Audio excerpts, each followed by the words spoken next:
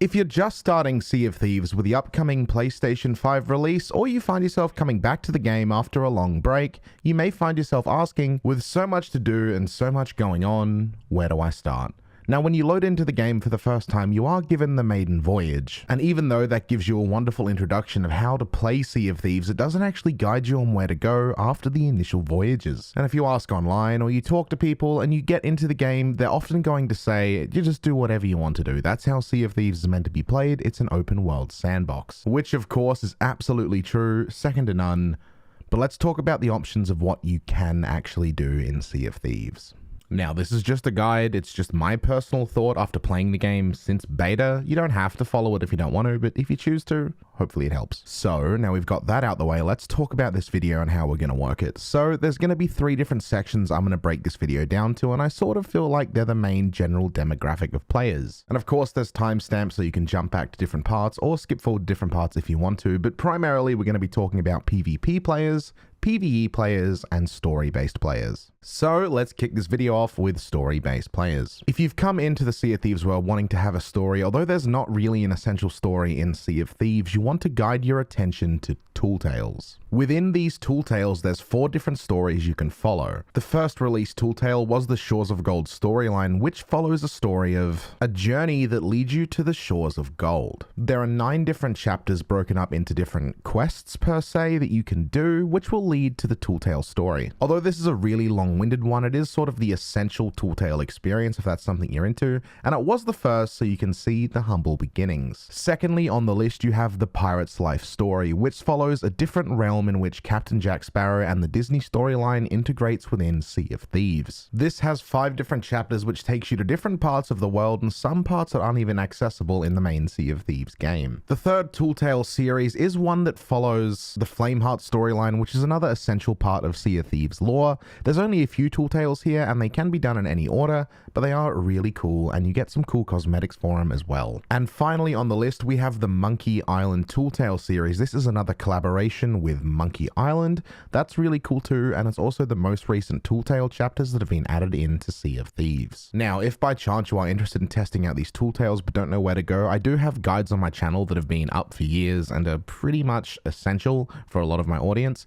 If you're interested, you can check that out.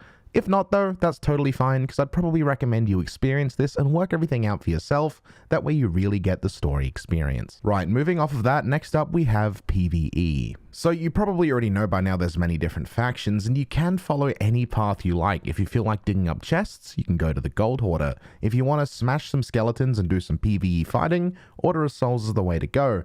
And if you want a nice mix of everything and you want to search some shipwrecks, Merchant Alliance will be the right place for you. Additionally, if you feel like fishing, the Hunter's Call is a way to go, but you don't have to do any of that. If you want a bit of everything, you can aim for world events, which is a nice way to experience natural PvE and even have a bit of PvP if you are lucky. Alternatively, you can go for things like shrines, which are a bit risky because you could lose your stuff pretty easily, or fortresses as well, which are nice passive challenges and have a bunch of supplies. Either way though, if you do feel like playing the PvE lifestyle in Sea of Thieves, you have tons of options and I guarantee you'll never find yourself without things to do. And last but most certainly not least in any regard whatsoever is PvP. Now there's a lot you can do with PvP. Primarily, you can put up a Reaper's flag, which will essentially lead you to fighting other boats on your server. The entire point of being a Reaper is to attack other ships, take their loot, and sell it for yourself at the Reaper's hideout.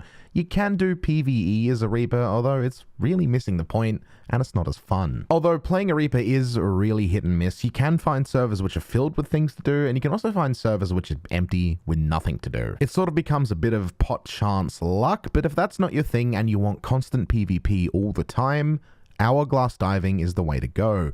Hourglass diving will put you directly into a fight with another ship for the same faction you're fighting for or another one.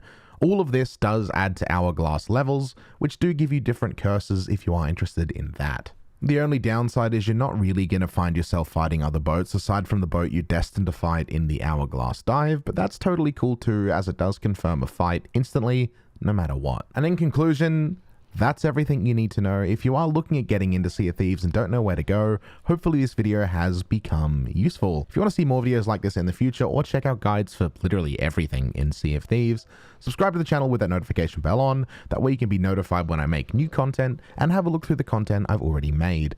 If this video did help, leave a like down below and let me know what your favorite part of Sea of Thieves is. I'm going to catch you all in the next one. Have a good day, night, evening, afternoon, whatever it is, wherever you are, and I'll see you all in the next one. Goodbye for now.